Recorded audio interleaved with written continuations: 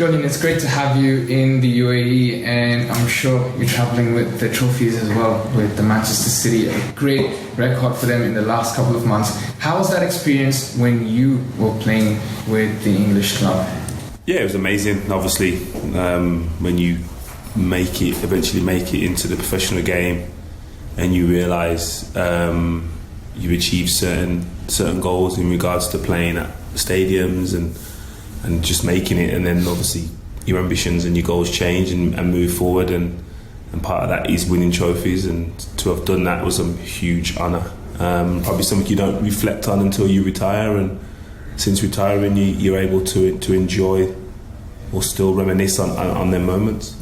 Talk to us a bit about the mentality of a football player as an athlete that you had, making your way into the Premier League, of course, and being in a room of elite players and a manager as well. You have so much exposure, and the atmosphere as well that fills in the stadium. How was it for you, being mentally and physically being prepared for the games? Yeah, again, it is probably less documented, them aspects of it, when I was growing up, so you're probably unaware of some of the distractions and also the kind of impact that they can have on you negatively. So I was going to it slightly naive, which probably helped, but yeah, as I said, get older and you realise how important it becomes, and it isn't just fun anymore. It's a lot more serious. There's a lot more riding on it in terms of results, and the game is results driven, so you become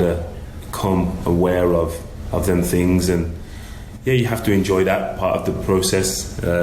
You have to be aware of it, but you can enjoy it, and as long as you tend to do the right things most of the time, you have to be pleased with the end result, even if it isn't in a positive light. If you've done all you can, more often than not, that's all you can ask for, really.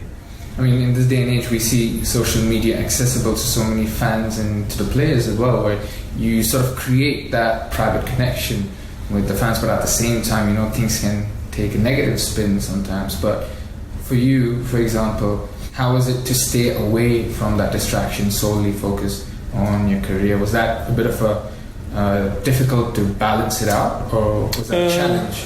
No, not so much. As I said, when I first started, there wasn't social media, so it was kind of easier to get through that, and the transition into this current status of social media and having awareness. I think a lot more players are using it for good. They're obviously always going to be negative. I think it just gives the negative feel a result or bad performance or a bad result has just more longevity. I think growing up, if you played bad or the result didn't go so well, it was that evening, that weekend. I think it was documented in the paper or in the press, and then start of the following week you moved on and you look forward to the next game, and you did that. And I think fans tend to do the same thing. I think now obviously it can give it more legs in regards to you have to now wait to the next game. They have access to you to kind of still critique the performance, the result, and analyse it in further detail. So yeah, but also you have to look at it from the other perspective and say, if things are going well, you can ride the wave of that. You can enjoy performances and results longer as well. So I think everything is in balance. I think in terms of how things are planned out, and the criticism can be intense, but it's also can be the praise as well. Was there any part of that discipline or that balance you had in your career, did that help you in your personal life as well, as a family man as well? And I'm sure, football guys, they get this, oh wow, your dad played for Man City in the Premier League, top flight football. I think that was the most important thing, to have the balance in life, and then it transcends to football. Right. I never tried to the other way around. Obviously, my family were aware of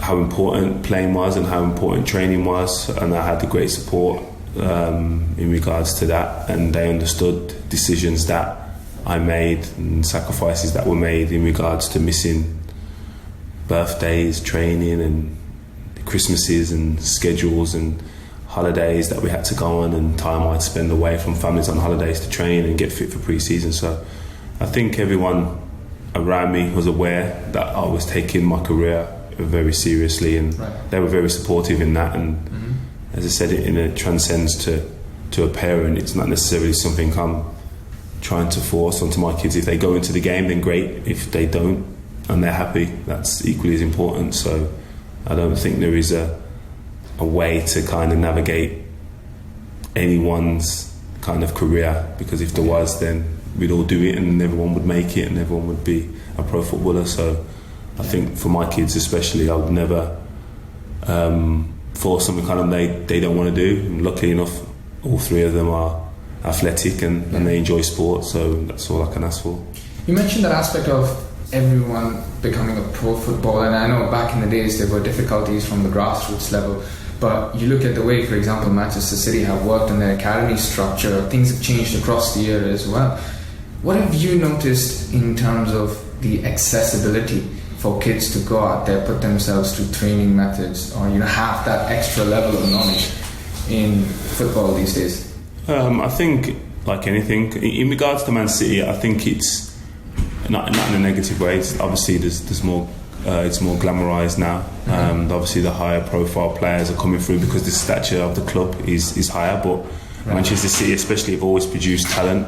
They've always been one of the academies in the UK that have produced a high volume of players, give them opportunities, and they've continued to do that. But in regards to now the accessibility of training methods, and I think it is a lot more documented. You can go online and see footage and methods and training sessions, and it just becomes down to the individuals now to how much they use that. And kids obviously use the internet a lot, so hopefully they can use it and find that information. And I'm sure if there's any question they want answers to, it's online. So I don't see it as a negative to have access to all that information.